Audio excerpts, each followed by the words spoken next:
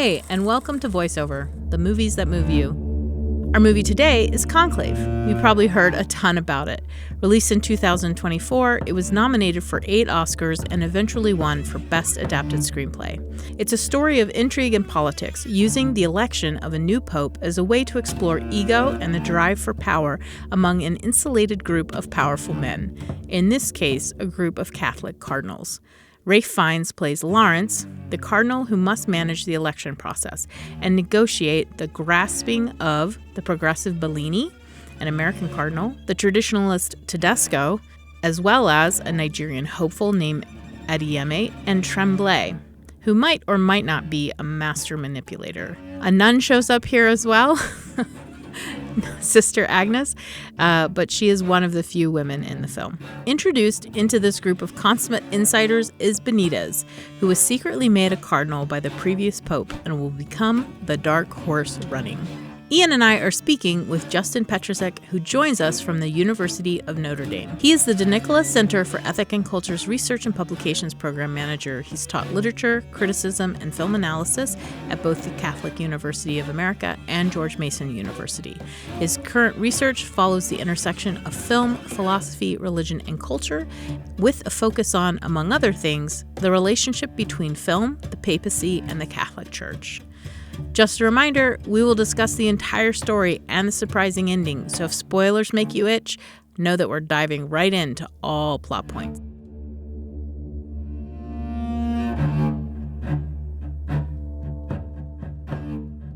So we're going to talk about Conclave today, which, since I think we've set this up, has gotten 8 Oscar nominations: Best Picture, Best Actor, Best Supporting Actress, Best Editing, Best Production Design, Best Adapted Screenplay, Best Original Score, and Best Costume Design. Originally directed by Edward Berger, a German whose most famous film is All Quiet on the Western Front, but he has been directing film and TV for 25 years. And then it's based on the novel by Robert Harris, which was published in 2016. And I'm just going to read this thing from Robert Harris that he said recently to the New York Times. Fundamentally, I think the story is sympathetic to religious faith and to Catholicism in particular. It's written from the perspective of an insider rather than an outsider, of a man struggling to do the right thing. As one of the cardinals say, we serve an ideal. We cannot always be ideal. So I just thought I'd open with that. What do we all, as religious people, think of that? And then Justin, as our resident Catholic on board, what do you think of that? Justin, why don't you start us off? Yeah, so sympathetic. That's a word. I think the insider outsider status is clearly Berger's trying to set that up. Whether or not I believe Cardinal Lawrence and these other cardinals are representative of actual insiders, what a cardinal might look like, we can get into that. But I mean, I was almost curious. Just even to step back further, coming into this, what did either of you know about papal conclaves? Or is it just like complete mystery? I knew about the white puff of smoke. Yeah. And I knew that everybody's in a room hashing it out and everyone has to agree. Is that correct? Or does he just have to get a majority? 2/3 majority is the current rules. Yeah. Okay. So not that much. That's, I didn't know that much. Yeah. And I have a quote actually from Edward Berger, who says, "The mechanism behind the election of a pope is among the most closely guarded secrets in the world. I was super curious to peek behind those locked doors and find out details. We can't know everything, but there are quite a few facts that we were able to establish through our research. We feel we got as close to the truth as anyone ever has." So obviously, for him, it's part of I'm going to peel back the layers and show the inner workings. That's part of what he's trying to accomplish. So yeah, and I actually think I think you could go further than what Berger said. I mean, there's actually a lot we know about these papal conclaves, and if you do some cursory research, there's a lot. Basically, what we don't know is who specific people voted for, right. and they're not supposed to reveal that. But there's a lot we know about conclaves. There's a lot in our conversation today that where this film has pulled from previous conclaves. for actual plot points. And so, it's funny, like as a cradle Catholic, like I grew up Catholic. Conclaves, while I haven't lived through many, I've lived through two, we're pretty familiar. And so like it was just a very normal thing. I like, okay, they go behind a closed door, they elect a pope, white puff of smoke, like you said. But there's so much that's been written about conclaves over the recent decades. And then all the procedures are up on the Vatican website. Oh, They're totally public. John Paul II, I think in 96, adjusted some of the rules, Pope Benedict after him, Francis after him. So it's something that's evolved over the centuries, over the millennia, but these rules have been laid out for a long, long time. And it's just there, but there is still the mystery. Oh, they go behind a door. We don't know what's happening. All we know is smoke, and we have right. a pope or we don't. So I think that kind of ritual keeps people fascinated. But there's a lot that's readily available to us. Well, and to talk about costuming, I think one of the moments in the film is when Lawrence, who's our main character, is being clothed, being robed. I don't know what he's being robed in, but he's being robed so that he can go in front of the conclave and begin it. And so there is this real emphasis on like sort of the ancient nature of what is happening, versus like, oh, here's an image of a pope vaping right against a wall, and here's everybody collecting their phones and their iPads. So there is that sort of like, this is a modern church with ancient vestments, or that obviously is hugely at play. Ian, when we talked about this movie, you said to me you felt like there were genuine moments of spiritual experience in the film. So do you want to talk to us about that a little bit? You put me on the spot. Yeah, I mean, I obviously I cannot speak to the veracity or the authenticity, and certainly I'm sure a lot is taken, a lot is sensationalized for this, obviously, including up to and including the ending, which we can talk about in a bit.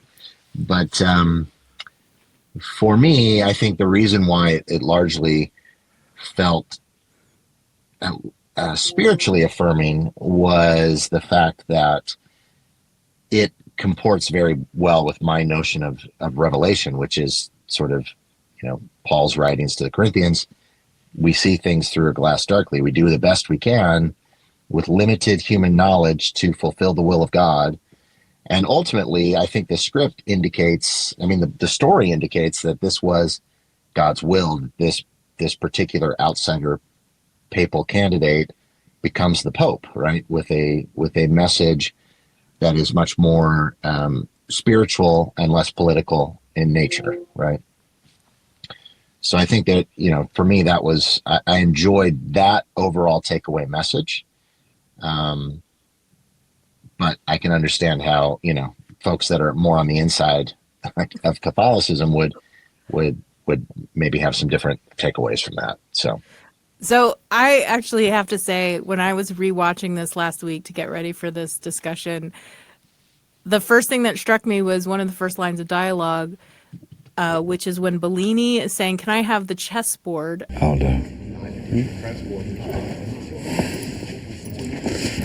Hey, do you think that anybody would mind if I took that as a keepsake? Of course, take it. He would have wanted you to have it. Because we used to play quite often in the evenings. He said it helped him to relax. And who won? Oh, he did. He was always 8 moves ahead of us. I used to always play with the Pope. He was always 8 steps ahead. And then there came all these moments in the plot where it's like, wait, did the former Pope plan this? Right? So like when it's like, oh, I'm going to have, what's his name? John Lithgow. I'm going to have Tremblay request this sister come in. Well, Tremblay says the Pope asked him to do that, right? And I'm going to place this person in Kabul, and then I'm going to have that person come in, right? And so I started thinking, like, is that like the choosing of the Kabul cardinal? Is that really what the Pope wanted? the previous pope, and he's been planning it all along. And it's less about revelation but more about the machinations of like getting, that's what I felt like the hand of the Pope from the grave. That's how I started reading this. I don't know what you thought, Justin. I lean towards the like this. I feel like Berger's really treating the Cardinals more like senators in this case. It feels more like the West Wing, this kind of sensationalized, workplace drama where they are political machines rather than, believers. It's funny, on the last rewatch, I did a count how many times Jesus is mentioned. Right. Do either of you want to guess how many times Jesus is mentioned in this film? I'm going to go with under 5.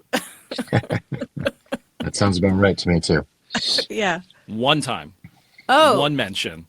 And, Shoot. and the irony of the mention is during Cardinal Lawrence's homily, where he actually misquotes Psalm 22. Certainty. Certainty is the great enemy of unity. Certainty is the deadly enemy of tolerance. Even Christ was not certain at the end. Dio mio, perché mi hai abbandonato? He cried out in his agony at the 9th hour on the cross. Our faith is a living thing precisely because it walks hand in hand with doubt. He said, says Psalm 22 is actually, Jesus on the cross doubting, in his last moments. And any biblical scholar knows that Psalm 22 is actually, a psalm of deep trust, that even when times get the toughest, God will be there. So I think the film really plays its hand when it says Jesus one time, and the one time it's trying to push this idea of doubt. Certainty is the enemy of unity. Doubt is we need a pope that doubts. And that's not to say that doubt isn't a very real part of our faith lives. It is. But to hold that up as the ultimate virtue in this film, which the film does, I think is a little misleading, and that's where I felt it was more of a political drama than anything else. I do have to say, I felt, I identified very much with Lawrence, right? Here's someone who's trying to do his job. He's trying to do it correctly. He's feeling hurt because he has a vision for what his future should be and feels like the previous pope has underestimated him. And yet, he's going to do the very best he can in this system that he has devoted his life to. So, I'm part of a church with a huge institution, and I've had that experience too, where I feel like, okay, I'm just going to do the best I know how to do, and I'm just going to try, and I'm going to work with what I've got. I'm going to work with the people I've got, and maybe we don't all get along, and like you have those moments when you're like, are we the body of Christ? It feels like it doesn't always feel that way. So I really identified with that character, and I felt an incredible amount of sympathy for him. But I think like as all the other characters are gathered round him, it feels like sharks in a feeding pool more than like folks with a earnest attempt to do what is right for, I don't even know how many Catholics there are, 1 billion, right? Like, for millions and millions of people. So. Right. And I mean, the fact of the matter is, like, when you have a papal conclave like this, and I think we should almost even say that, like, we're recording this, end of February, right. With Pope Francis currently in the hospital. There's a lot of discussion of, will there be a papal conclave soon? And so, like, when these conclaves do happen, there is actually a period right before they are sequestered where they have these conversations amongst each other. And they have very real conversations about what's the state of the church, what are the obstacles right now, what qualities do we need in the next pope, and they have those open conversations. The two things you're not allowed to do is say, you should vote for this person, or reveal, I voted for that person. Right. So whether we want to call it politicking, campaigning, they have these very real conversations before they go in and actually cast their ballots. Which is reassuring, I think. It is. I mean, if they were going in and casting ballots without having these conversations, I would be really worried. But it's so that's something where it's like this film makes it seem more secretive, like they're off hiding in a corner having this conversation, and this faction against that faction. And that's not to ignore it. Like, the people could have certain political leanings even within the Catholic Church, but it's, these are open conversations that they have. We know that Pope Francis stood up and gave an impromptu speech during the last conclave talking about being a friend of Christ and needing to take Christ to the peripheries and to evangelize, and that the next pope needed to be someone who was very close to Christ. And that became kind of an inspiration for voting for him, and something that this movie even kind of cites, Cardinal Benitez stepping up and having this impromptu speech. When you say we have to fight, what is it you think we're fighting? You think it's those deluded men who had carried out these terrible acts today? No, my brother. La lucha está aquí, dentro de cada uno de nosotros. At the same time, Pope Francis, Cardinal Bergoglio at the time, speaks about Jesus and the problems of the church. Benitez does not mention anything like that. It's a political, kind of racial injustice monologue. And so it's just like two very different portrayals of the church, but we get to see this kind of all play out. Well, and that's, Benitez's speech is in response to Tedesco, who is supposed to be this staunch conservative traditionalist, who I just can't imagine a religious person standing up and saying we need to go to war in today. I mean, yeah, in the 900s, certainly when the church and the government were the same thing, okay, I can see that. But today, to have someone stand up and say we need to go to war against people seems like, and with what army? Are the Swiss troops gonna help you guys with? Like, this just seemed like a weird fabrication from the writers, and really interesting to me. Also, another thing that I noticed, again, not as an expert, but when we have a Nigerian cardinal not talking about what's happening in Nigeria and over the last 25 years, how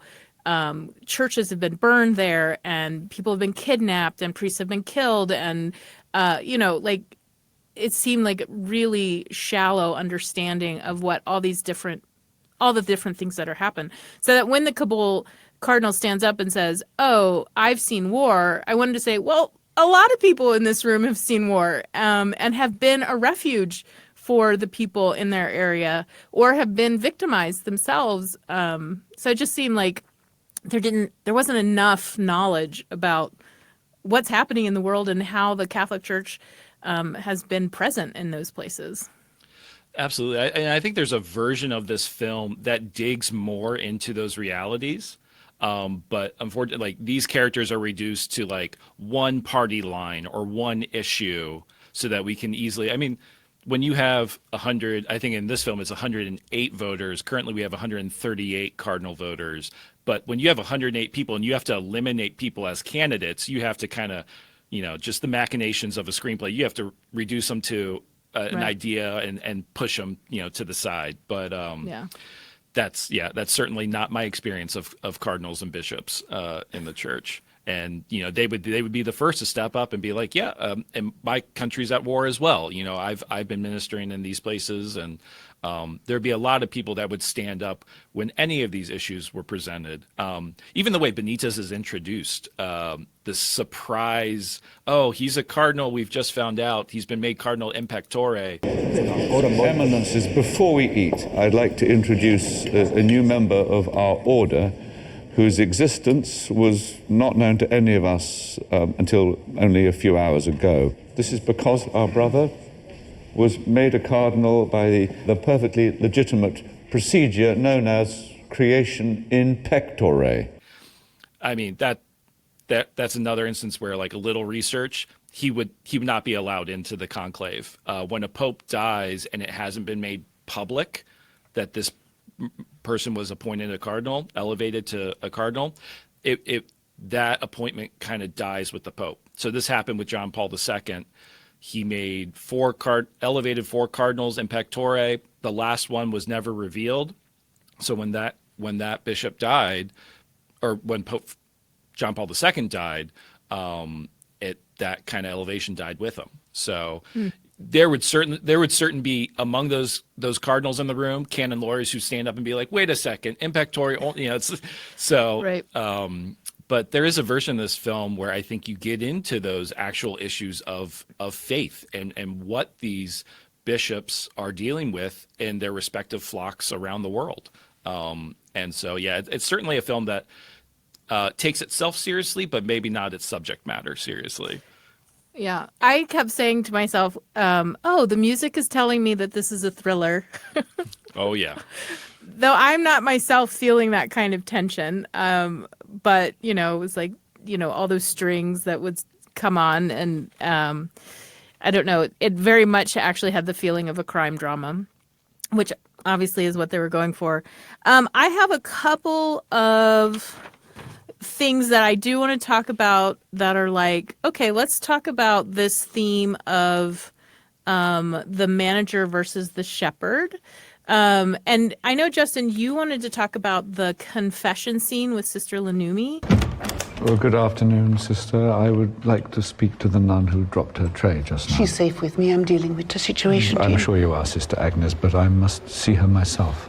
I hardly think a dropped tray should concern the Dean of the College of Cardinals. Even so, The welfare of the sister is my responsibility. And this conclave is mine.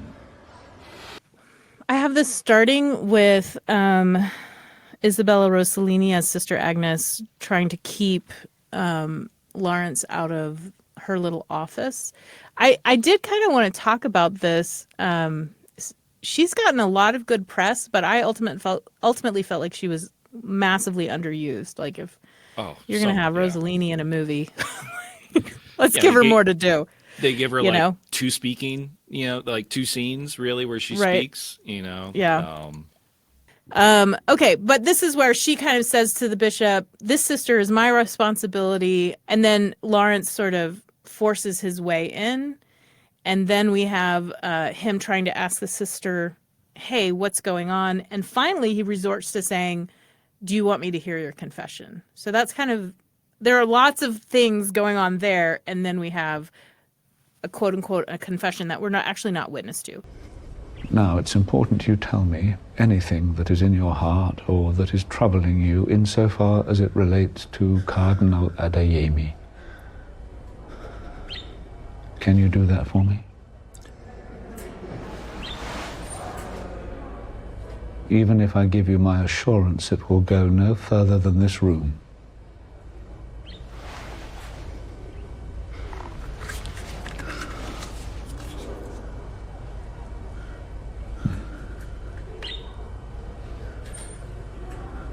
Would you like me to hear your confession? So, Justin, what do you want to say? What did you want to talk about with this? This is really for me where the character of Lawrence is revealed, and there's certain things that the film signals to us. There's certain things that it doesn't. If a cardinal who would know all these rules of canon law, they know the rules around confession and the seal of confession. So, if you confess to a Catholic priest, they are not allowed to act on any information. They are not allowed to reveal. That is completely secret. If they were to reveal or act on it in any way, they would be automatically excommunicated from the church. Now, that doesn't mean they're unbaptized or anything like that, but their faculties would essentially be removed. And so when Cardinal Lawrence sits down, and we don't see this even in the closed captioning, but in the screenplay, it actually says a moment of inspiration strikes him. And then he asks, would you like me to hear your confession? And so this is borderline evil, that he is like, oh, this moment of inspiration, I can get this information out of her if I hear her confession. And then what does he do next? He goes to Cardinal Adeyemi and then reveals, hey, I know this. He immediately acts on it. And then in that next scene, we'll say like, "Oh, I'm bound by the seal of confession," which he's already broken, you know. Right. So like there's a political thriller here where Adeyemi, still tries to hold on to power and says, "Oh, you broke the seal of confession.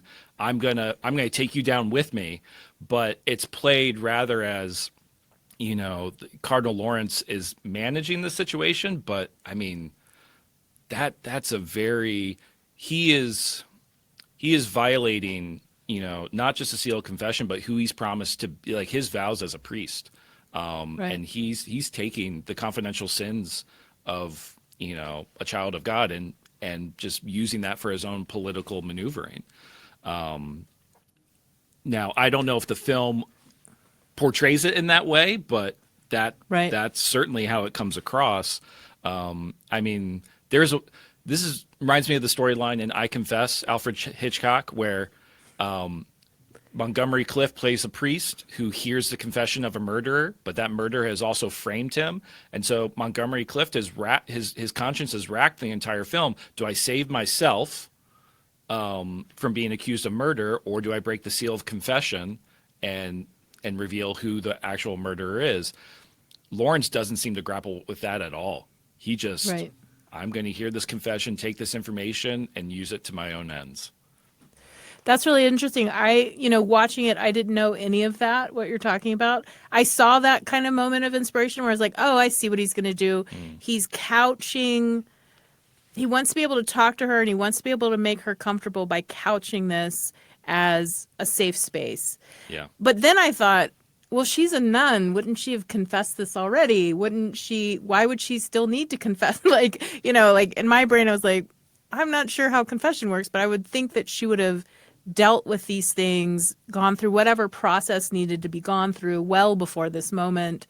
And then and in my mind as a woman, to say, why don't you confess to me what's going on, when we later find out, Adeyemi is much older than her. We were very young. No, Joshua. She was very young. She was 19 years old. You were 30. Thomas, listen to me, please.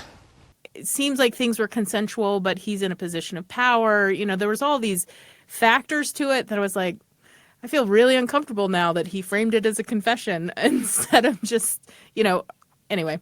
No, and I think that's spot. This movie wants you to feel the uncomfortable moments, wants you to feel the kind of manipulative moments. It doesn't want you to think too deeply about it. Right. We don't want to get into the nitty gritty of canon law and this and that, but we want you to feel a certain way about these characters. And then in that light, it's very effective. Yeah.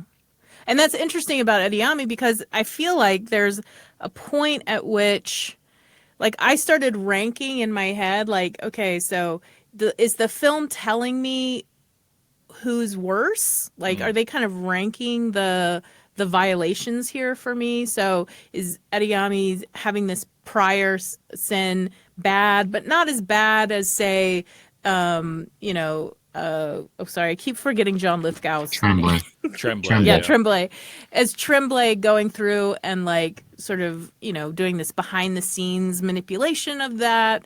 And is that less, not as bad as Tedesco standing up and thumping for white supremacy basically throughout the film, I don't know if you guys got that sense from the script that they were kind of trying to rank things for you. We find out something's bad, but this is worse, and then we find out that's worse. It was Italian supremacy, which is always interesting to try to argue with. But no, I think it absolutely was that Adeyemi's sins were kind of the lower end of it. Tremblay's machinations were more sinful. And I always forget the Italian cardinal's name again. What is Tedesco. It again? Tedesco. Well, Tedesco, and then you have Bellini, who's Stanley Tucci. I think, is he supposed to be an American in this film? Is he supposed to be Italian? I think in the book he's Italian, but he's definitely American in this one.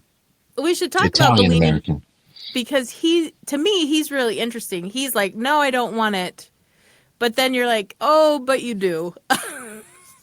You really And- do. And there's this sin of pride. And then for him to attack Lawrence, that was really interesting. Like, you were trying to get this, and Lawrence is like, no.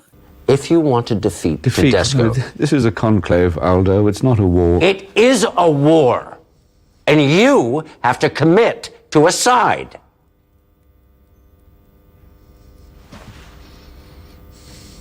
Save your precious doubts for your prayers.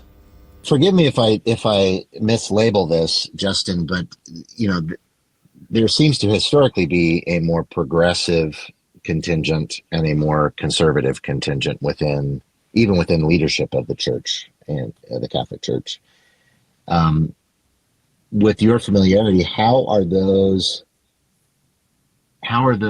different factions? How do they interact with each other? How do they disagree with each other? How do they find common ground with each other? I'm curious about how that process works, because obviously there have been more conservative popes and more progressive popes. Francis probably being slightly more, at least from the outside perspective, viewed as a more progressive pope than certainly Benedict was viewed. But there clearly is that tension. I think there's tension in all faiths where it's like, how much do we change with the times, and how much do we plant our feet and say this is where we stand? And I think it's really interesting. I mean, just reading Pew surveys, right? Every once in a while, there'll be some survey that says 75% of Catholics approve of, the Pope. And in my mind, based on thinking of who approves of the president of America, I'm always like, wow, he's doing great. And then and then Pew will be like, not good. And I'm like, really? I mean, like, this sounds amazing. But like, there's that whole like American Catholic understanding of what should be going on versus other places in the world. Yeah. So talk to us, Justin. Yeah, it's a fascinating thing, because especially within the American church, we can tend to politicize it a little bit more, talk about the politics of it, talk about the progressive side versus the conservative side. But Heather, to your point, I mean, it is a world church. And so oftentimes when these bishops get together, they're talking about the specific needs of their countries, their dioceses, their flocks. And so it does tend to gravitate more towards what are the needs of the church right now. That's different than the doctrinal conversations that happen where, oh, could the church change the teaching on this or that? Even Pope Francis, who's considered by many to lean more progressive as compared to Pope Benedict, even he has said, like, no, the teaching on women in the priesthood, for instance, that will not change. And he said it cannot change. So even he, who's labeled as more progressive, isn't doing what this film seems to almost suggest of like, oh, well, could this be different in the future? Edward Berger, and kind of as he's been touring around campaigning for the film, has said on multiple occasions, what I was hoping to do was put a crack in the patriarchal church to see what the future could be like. And whether or not he successfully does that, who can say? The fact that he thinks certain teachings can change is, it's a fundamental misunderstanding there. There are certain things that cannot change doctrinally, but how we approach and engage with others, each pope has their own style. John Paul II, for instance, traveled around the world more than any pope in history. He was very much about, being with the people, engaging with the people face to face. Benedict was much more of an academic. So he wanted to, situate people in the truth and really show the rootedness of the faith. And Francis, as his Jesuit training suggests, he is more attentive to the poor and to the social justice issues. So all of that gets then politicized within the American church, within the global church. So it's a constant, I don't want to say battle, because it really isn't a battle, but it's a constant conversation. I think it's a great point that you make, Justin, as well, that it is that distance that the outsider sees as major and significant is much smaller in reality than for the internal, because there is so much. It's like having that 90 99% in agreement, but really focusing on that 1% and trying to make a point with it, I think is interesting. We get a lot of that in our faith as well. Certainly not to the degree that you do in Catholicism, because Francis is much more out there in a way that our prophet is not. And but it's interesting. Yeah, it's an interesting point to make. One of the things I did want to talk about, you guys, is this balance between the institution versus the individual. What I saw as an outsider is the irony here is that the people, the individuals, would actually normally represent the institution, out in the world. But now we're seeing that balance happening. So what does the film have to say about institutions? The Catholic Church is the stand-in here. And then what does the film have to say about individual spiritual experience? I mean, I think it's an interesting point. Obviously, I think the message from the filmmakers is much more about bringing to bear the institution on behalf of what are more generally held social issues, if that makes sense, social and poverty and all of the sort of human elements, because obviously, as you indicated, Christ is mentioned one time in the entirety of the film, and not even by the guy that is framed as the most Christ-like, pure individual of the group.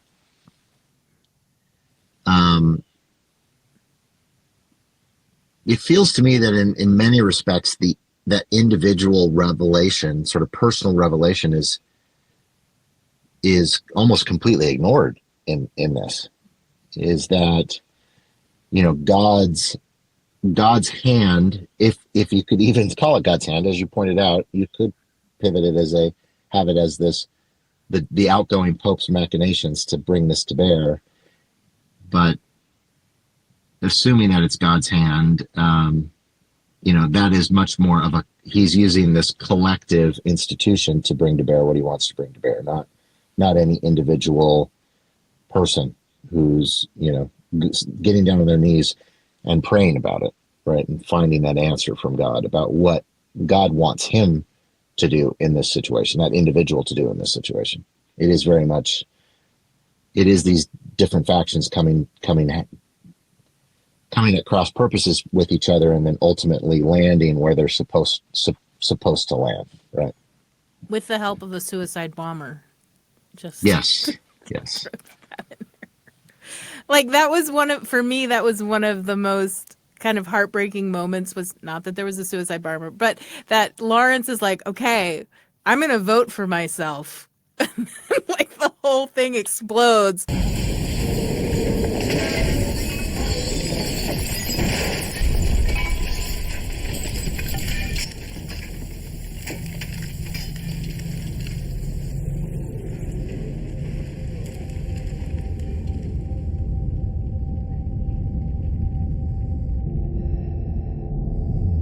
Oh, I guess I wasn't supposed to do that. That was maybe the wrong choice. Anyway, Justin, what do you think? Pretty heavy-handed, letting them know you're not supposed to be the next pope. Sorry. I don't think the previous pope, that was part of his machinations. I don't know if he planned is that safe? That's probably safe to say. But the slow-mo, as all of that rock comes down, that was pretty awesome. I was like, oh, this is cool. Justin, what do you think? Yeah, there's so many thoughts. Okay. There's a way in which this film, like looking specifically at the cinematography, treats, I was almost reminded of like a Nat Geo spread. Like we get these beautiful framed images. There's that image of all the cardinals with white umbrellas moving through the square, and it's treated in this very I'm observing from the inside, but I'm watching these animals get ready to tear each other apart. And so the way when we talk about representation, we have to differentiate between the people being represented, the process or the institution, and then the idea underneath it. And I think what this film gets mostly right is the process. There are aspects of the papal conclave that they get spot on: the destruction of the ring, the casting of the ballots, the three scrutineers that sit up at the front. One reads it aloud, the other confirms, and the third one puts a needle right through it and creates a bundle. They do vote in the Sistine Chapel. They do put jammers for electronic devices so that no phones can be used, and they do seal up all the windows. But that leads to kind of what I call the social network problem. When we take like a real life person or historical event and Mark Zuckerberg in the social network, and like, wow, that's what really happened to Mark Zuckerberg.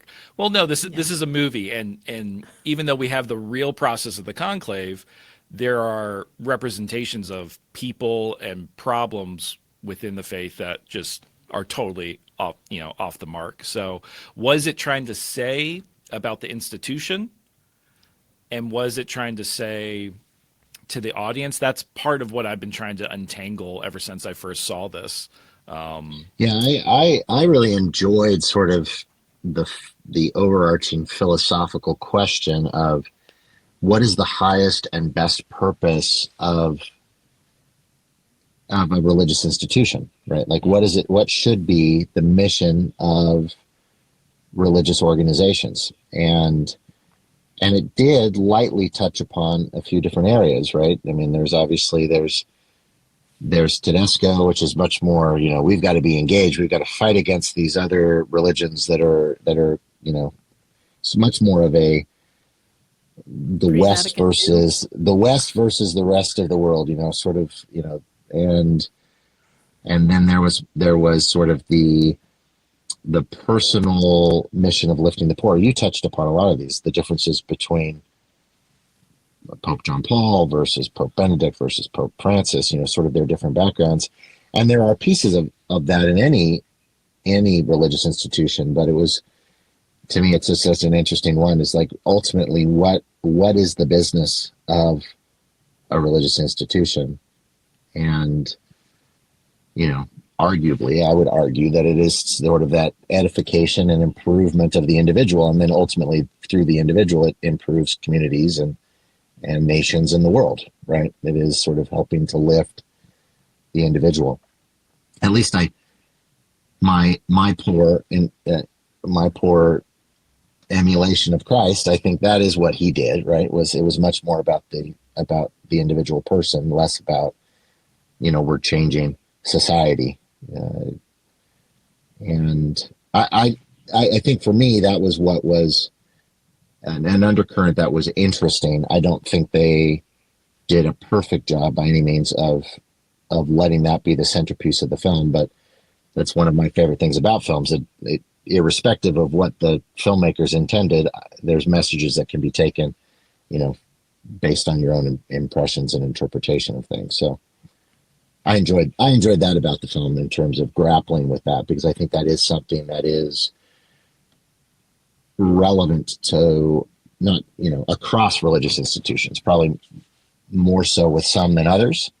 And certainly it's pretty relevant for our faith right now too. It's like, what is the kind of guidance that we should be getting from the pulpit in terms of politics and how we're supposed to be in society, and teaching individuals to be better community people? Because we see that, I think we're seeing a lot of challenges today in terms of what has historically been kind of the religious underpinning to our civil society, the way that we interact with each other when we disagree, the way that we engage in our communities. All of those things are, arguably a lot of what we think were inherently sort of standards have been crumbling over maybe in accelerated fashion over the last little bit, but to some degree. And this is, from a fairly deeply conservative person, I think we've been losing a lot of the thread on how should the individual behave in society. In response to your idea about how the film can create something and then the person can, take something else away, we're all readers. We're all reading the text, and we're all bringing to bear to the text, our experience. And it reminded me of a friend who went and saw the Vatican this summer, and she's not a practicing Catholic, and I think she's sort of moved far away from Catholicism. And she was feeling all kinds of anger at the visible display of wealth and, the pomp and the circumstance.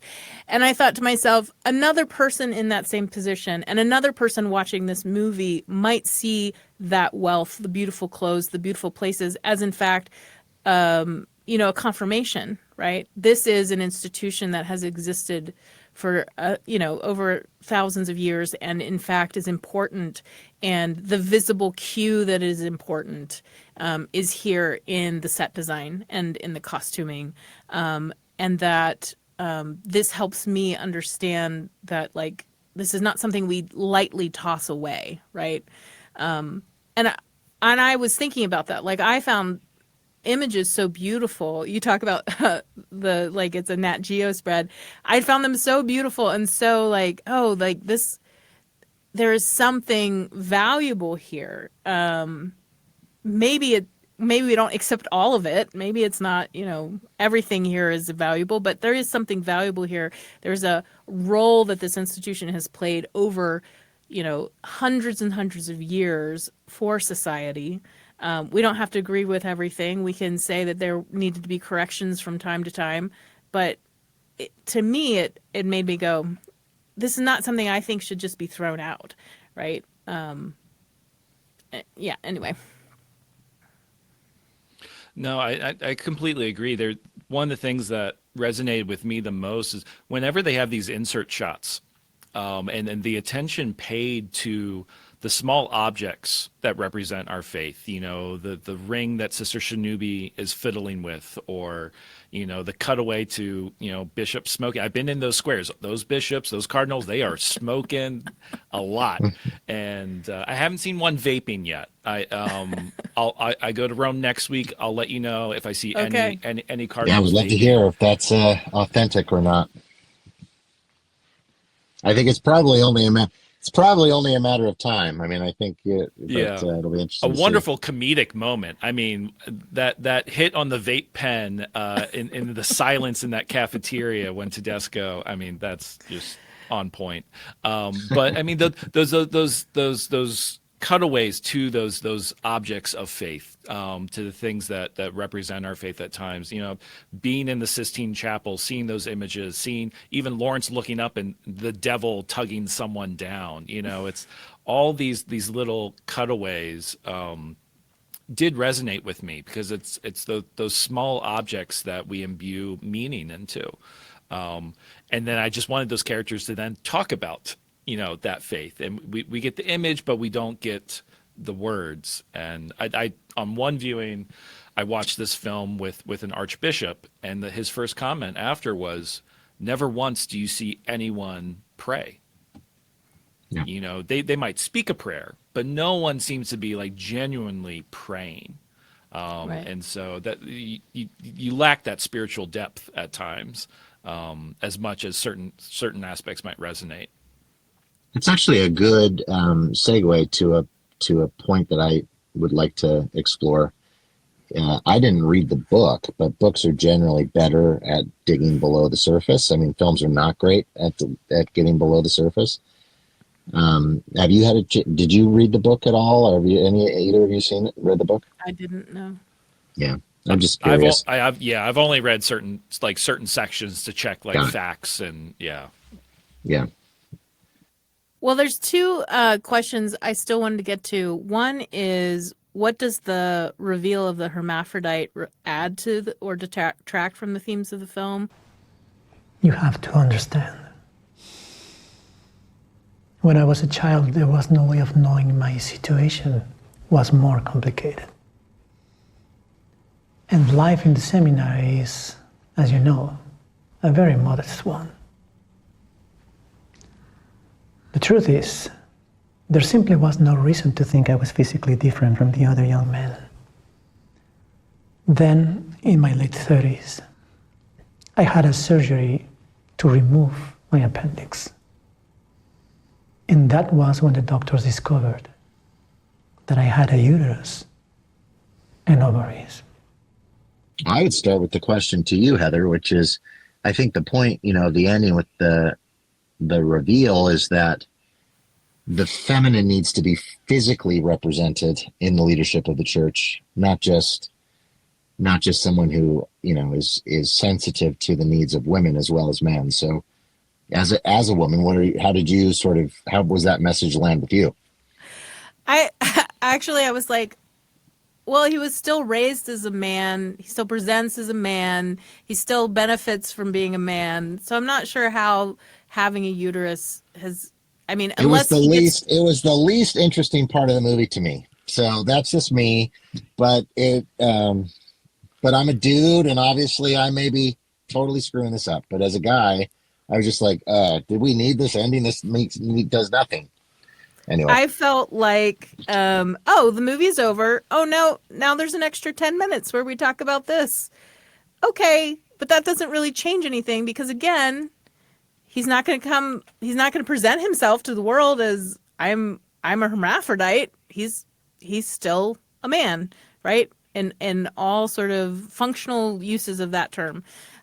So for me, it was like, I don't know that this matters too much. It didn't feel like it had any weight at all. I know that I read that audiences watching this like gasped when that was revealed, but I was like, sure. Anyway, Justin, it really does come out of left field. Like you feel like the movie's resolving, and then it's like, oh no, there's another reveal here. From what I understand, it is in the novel that this is part of the ending of the novel. But again, I just was like, okay. Yeah, and I can't remember from the novel whether it's the reveal is that he's like there's hermaphroditic characteristics or if he's actually trans. I can't remember those specifics. But it's one of these things that definitely feels tacked on. It's interesting to hear that you felt like this was like one step too far, that this like almost wasn't even needed to make this point at the end because. On a canonical level,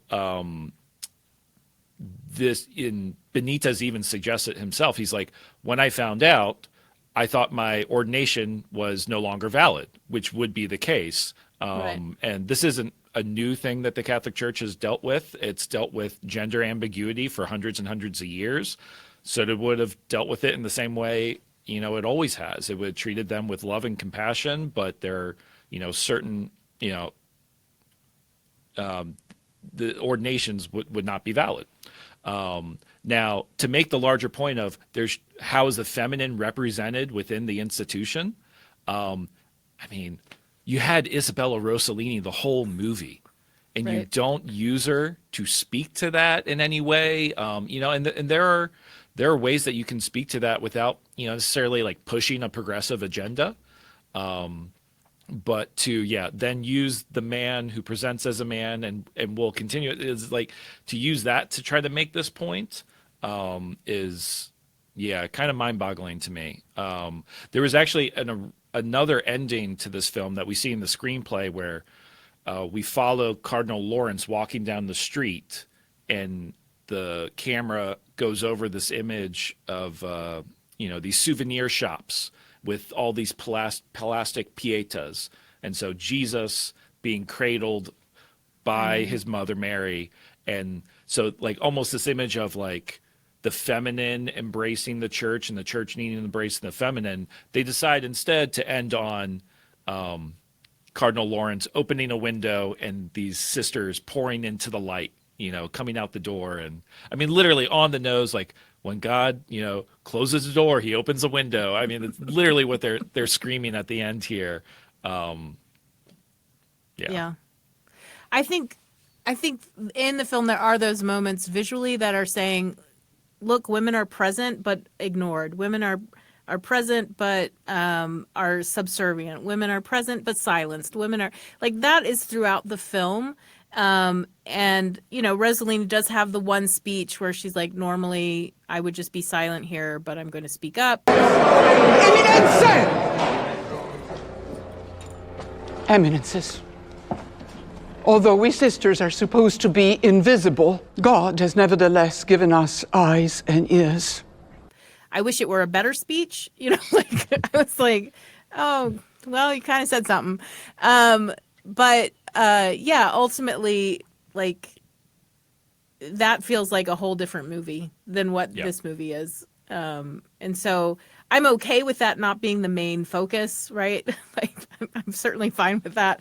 But I did think if this is supposed to talk about sort of the feminine in the church, I'm not sure that it is achieving much for that discussion at all. It was the most glibly handled portion of the entire project, in my opinion. I mean, it was just sort of like, because I agree, it's absolutely a conversation worth having.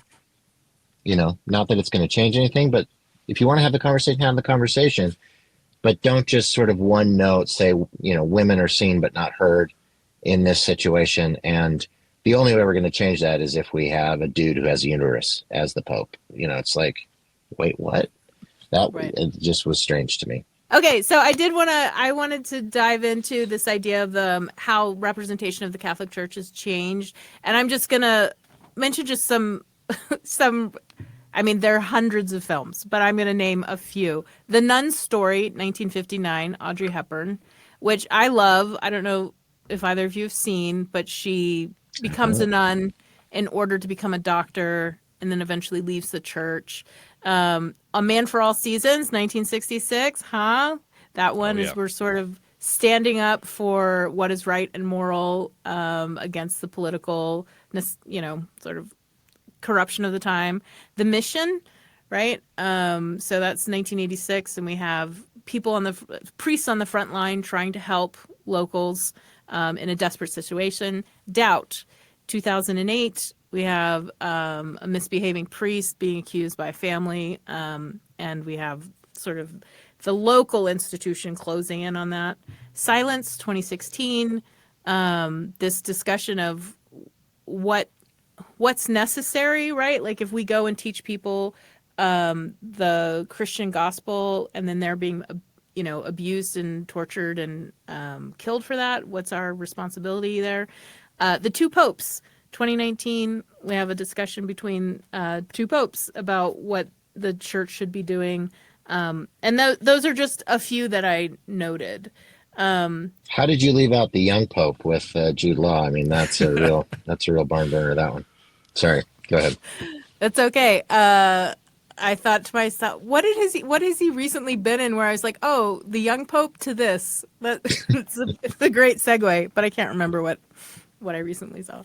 So all kinds of different genres. The presence of the Catholic Church functions in multiple different ways, but ultimately, what are we seeing in the portrayal of the church, portrayal of religious people? Should we be concerned?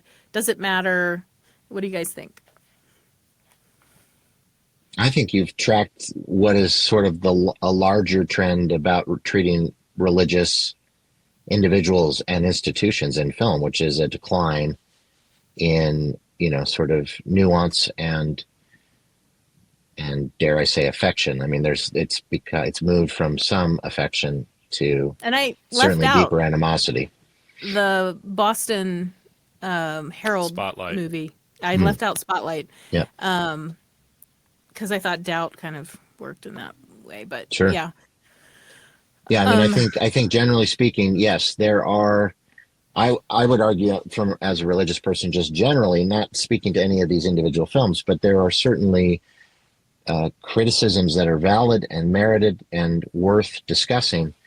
But at this point, the pendulum has swung so far to one extreme where it's very, very difficult to name anything recent where a person of faith, let alone an institution of faith, is depicted with anything other than outright hostility. It's really only fools or evil people are that's all you really get in most treatments at this point. Yeah. Absolutely. Yeah. It seems there's like two camps now. If Catholicism is going to be in a film or the backdrop, you either have, an exorcist or, demon oriented film where, religion's just in the background, Or and not you even have, able to battle the demon, right? Like, I mean, this is what we saw in The Exorcist, and this is what we see in lots of Exorcist horror, is the priest is quickly dispatched as unable to accomplish anything, and the devil is much stronger. Or that the faith community is, or the institution is actually the one pushing forward. I mean, you've got the newest Omen film, which high execution value, great looking, it's entertaining, but it's completely like, okay, we've got to bring this evil into the world in order to make us relevant again. That's the ultimate message. And it's just like, that is the worst possible message that you could, put out there in the world. Yeah. So anyway. Yeah. So you either have that, or you have what I would classify Conclave as, and kind of the scandal film. Like, this would cause scandal, or this is about a scandal within the church. And honestly, it's a testament to how the world views faith, views religious institutions. They're only places for evil or scandal, and we're not going to engage with anything else beyond that. We're doing a film series here at the University of Notre Dame, and of all the movies we chose, modern movies, none of them deal with religion like head on. I think we chose Arrival as one of our films, Tree of Life as another. I think the only one that really engages like religion, and specifically Catholic religion in this film, is Of the Gods and Men, which is a French film from 2010. But why am I going and choosing Arrival over? Because there's nothing else out there that's trying to engage the subject matter intelligently. Yeah. Yeah, and I think much to our detriment, because most people still are involved in this, have a spiritual life. Most people still have connections to institutions of all kinds, but also religious institution. And to just assume that, oh, we're all on board with this portrayal, or even worse, I'm going to reveal to you the honest truth, and I'm going to disavow you of any of your naive preconceptions. I think it's just a bad faith actor in a lot of ways. I mean, honestly, one of the best examples I've seen in recent years is Greta Gerwig's Lady Bird. I think it's a phenomenal movie about how grace can actually act in one's life, and there is religion in that movie, and that she goes to like a Catholic high school, and Greta Gerwig really did go to a Catholic high school in Sacramento. But we have this, beautiful image of grace at work at the end. And I'm not going to spoil the ending for those who haven't seen Lady Bird. I'm just going to say, go watch Lady Bird. But I think we're far enough out that we are okay. It's okay to speak. You can say it. You can say it. Are you talking about when the mom is driving to the airport? Share what you're talking about. In those last moments where Lady Bird goes to, she finally goes to New York. She's off to college. Right. There's this whole attention throughout the movie on her name, what's been given to her. And she kind of rejects that name. I want to be called Lady Bird, not Christine. And, even she has that, she goes out to a party, has too much to drink, ends up, in the hospital. And they look down to her name on her wrist, Christine McPherson, and she goes and she calls her mom. In that lovely moment, she comes out of the church, she calls her mom, and she says, "It's your daughter, Christine."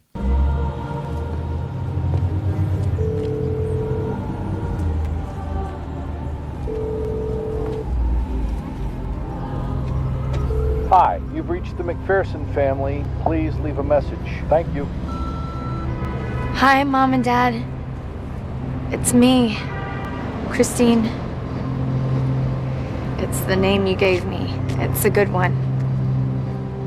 This moment of like re-embracing that which was freely given to her, re-embracing her name, it's like we have those moments in our lives, in our faith journeys, these moments of embracing that which is freely given to us. I'm glad I got to speak to Justin about Conclave. There's a ton I didn't know or put together about the Catholicism in the film because, well, I'm not Catholic. So that was super, super helpful for me But one thing still niggles around in my brain, and it's something we kept saying about Isabella Rossellini. But I'm going to have to explain some film theory to you. Don't freak out. Film theory has been oft-spoofed because some of those theories can be abstract and intimidating, but many aren't. I'm thinking right now of Stanley Cavell and how he leaned into the detail of films, whether mise-en-scène or performance, assuming that what we saw was meant to be there. And that's it. That's the whole theory. What we saw was meant to be there, and so contributes to the themes of the films. We can really put a lot of interpretive weight on what we saw. We don't just say, well, it was a shadow, who knows? We say, that was supposed to be there, and it means something. So, we saw Isabella Rossellini, a powerful actress from a storied legacy. She's the daughter of famous Swedish actress Ingrid Bergman and Italian director Roberto Rossellini, stuck in the background, costumed almost to invisibility in her nun's habit, with so few lines that her supporting role became almost a mere cameo.